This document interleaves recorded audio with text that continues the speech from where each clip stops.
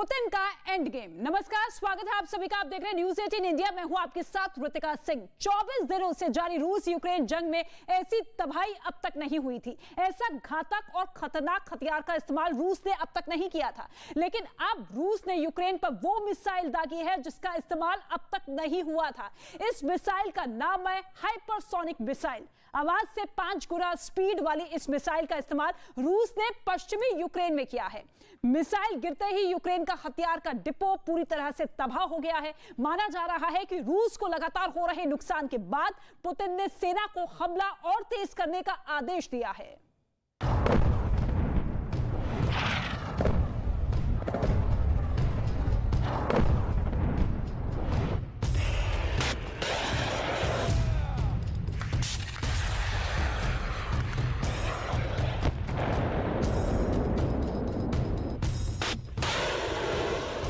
Ukraine की तबाही की ये नई तस्वीरें हैं। अब तक मशीन गन, मिसाइल और तोपों का इस्तेमाल कर रहे रूस ने यूक्रेन पर अब तक का सबसे बड़ा हमला किया है।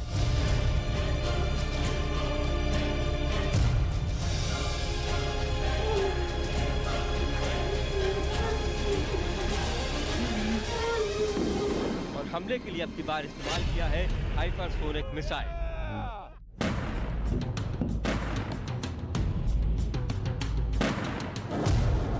यूक्रेन के मुंहतोड़ जवाब देने के बाद पुतिन ने पहली बार किसी देश के खिलाफ हाइपरसोनिक मिसाइल का इस्तेमाल किया है।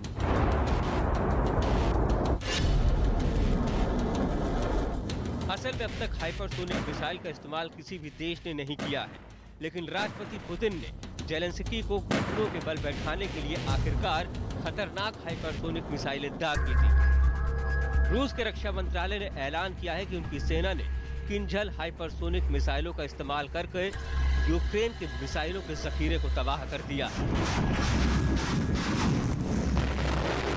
रूस के रक्षा मंत्रालय ने कहा है कि हाइपरसोनिक एरो बैलिस्टिक मिसाइलों के साथ किंजल एविएशन मिसाइल सिस्टम ने इवानो फ्रैंकफर्ट क्षेत्र के टेलियाटिन गांव में मिसाइलों और विमानों के गोला बारूद वाले एक बड़े अंडरग्राउंड गोदाम को नष्ट कर दिया है। यूक्रेन पर हाइपरसोनिक मिसाइलों से हमला करने के पीछे पुतिन की मंशा बिल्कुल साफ है। दरअसल वो कीव पर कब्जा कर यूक्रेन युद्ध को जल्द से जल्द समाप्त करना चाहता है। दरअसल पिछले 24 दिनों से चल रहे युद्ध में रूस के हाथों कुछ भी नहीं लगा है, बल्कि उल्टे उनके सैनिक मारे जा रहे हैं, तोप, टैंक और प्लेन तबाह हो रहे हैं। रूस ने इन घातक मिसाइलों का इस्तेमाल ऐसे समय पर किया है जब यूक्रेन की जंग में रूस के एक और जनरल एंड्रेई मोरदीवेज की लड़ाई के दौरान मौत हो गई। जनरल एंड्रेई 5वें शीर्ष रूसी अधिकारी हैं जिनकी जंग के दौरान मौत हुई है। यूक्रेन को परास्त करने की पुतिन की अब तक की सारी कोशिशें नाकाम रही हैं। कीव पर कब्जा तो दूर की बात, यूक्रेन ऐसा करारा जवाब दे रहा है जिसकी उम्मीद ना तो राष्ट्रपति पुतिन को थी, ना ही रूसी सेना को। Протягом дня урядовці опрацювали рішення для повного перезавантаження митниці. Вантажі для нашої оборони, для наших людей будуть завозитись в Україну настільки легко, наскільки це дозволяють закони фізики. Перебираємо абсолютно всю бюрократію, всі папірці, а також ПДВ, мито. 18 मार्च तक रूस यूक्रेन वॉर में बहुत कुछ खो चुका है।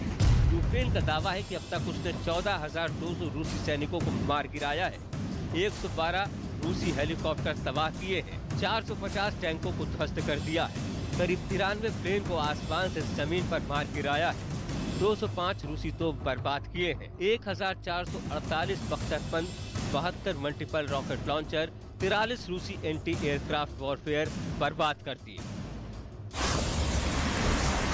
पुतिन का खोलना लाजमी है, लिहाजा अब रूस ने ताकतवर हाइपरसोनिक मिसाइलों का इस्तेमाल शुरू कर दिया है। हाइपरसोनिक मिसाइलों की बात करें,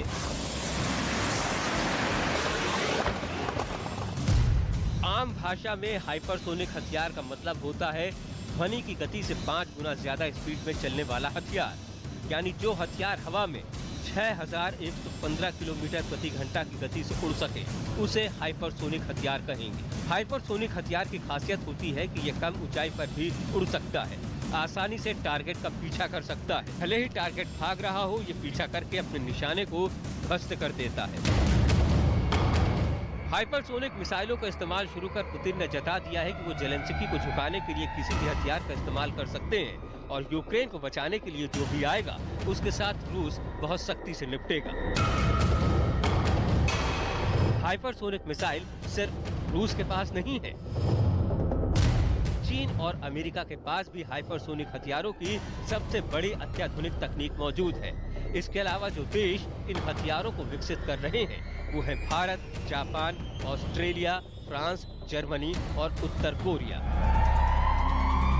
पुतिन के हाइपरसोनिक मिसाइलों के इस्तेमाल के बाद अमेरिका ने आशंका जताई है कि रूस यूक्रेन में परमाणु हमला भी कर सकता है। अमेरिकी सेना ने आशंका जताई है कि रूसी राष्ट्रपति पुतिन परमाणु धमकी का इस्तेमाल कर रहे हैं और एक नए परमाणु बम पर काम कर रहे हैं जो पश्चिमी देशों के रक्षा कवच को भी फेर सकता है। इससे पुतिन पश्चिमी देशों को भयानक नुकसान पहुंचा सकते हैं।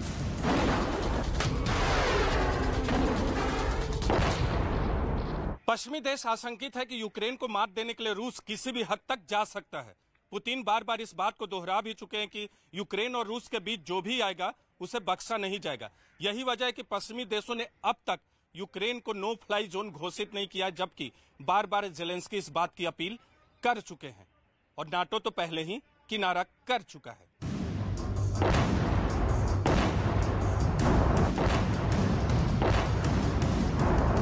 जलते यूक्रेन की तबाही का आलम मारियुपोल के थिएटर से लेकर देश के किसी भी दूसरे शहरों में देखा जा सकता है। यूक्रेन का आसमान रूस के हमलों से उठने वाले धुएं से करीब करीब काला पड़ गया है।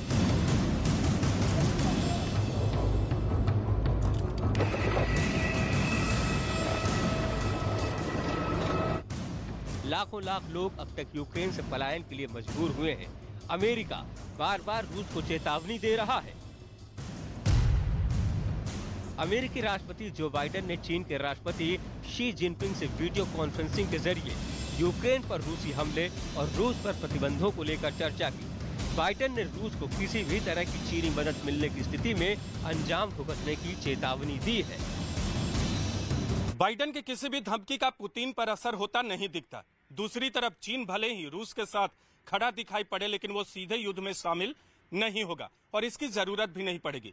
दूसरी तरफ हाइपरसोनिक मिसाइलों के इस्तेमाल से दुनिया के सामने एक बात तो तय हो गई है कि यूक्रेन की तबाही का अंत अब नजदीक है।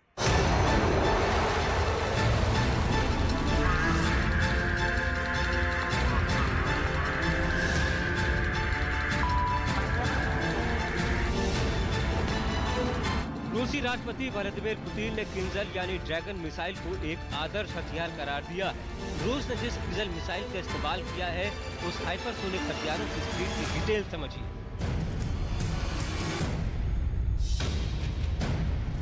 हाइपरसोनिक माक 5 यानी आवाज की गति से 5 गुना स्पीड। सुपरसोनिक माक 2 से 3 यानी आवाज की गति से 2 या 3 गुना स्पीड। सबसोनिक माक 0.8 यानी आवाज की गति से कम स्पीड।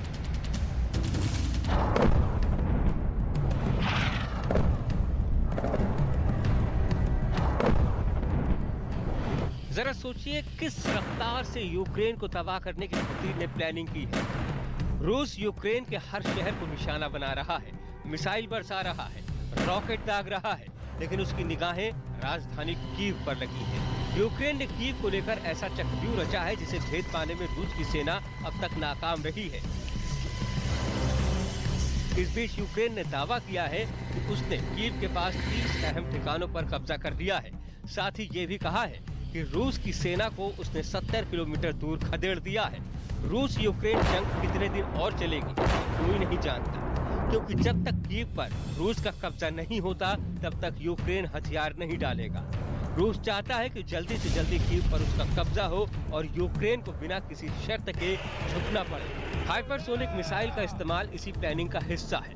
यूक्रेन के सैनिकों से मिल रही कड़ी टक्कर के बाद रूस अब कीव पर कब्जे के लिए अपने घातक हथियारों के इस्तेमाल की योजना बना रहा है और कीव को चारों ओर से घेरने के लिए वो कीव समेत अलग अलग शहरों में अपने तोपों और टैंकों से लगातार हमला कर रहा है।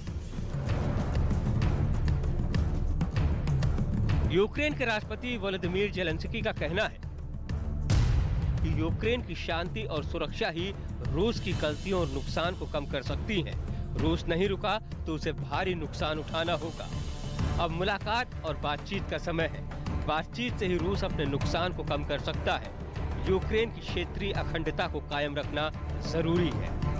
कीव पर कब्जे की लड़ाई में अभी कई दिनों का वक्त और लग सकता है, लेकिन 24वें दिन जिस तरह से घातक हाइपरसोनिक मिसाइलें यूक्रेन पर दागी जा रही हैं, उसके सामने यूक्रेन का बहुत दिनों तक टिके रह पाना मुश्किल ही नहीं नामुमकिन है। जल्द ही कीव पर कब्जा कर भी ले, लेकिन इस जंग में यूक्रेन का जो हाल हुआ है, वहाँ जो बर्बादी हुई है, उसे बयां कर पाना आसान नहीं है।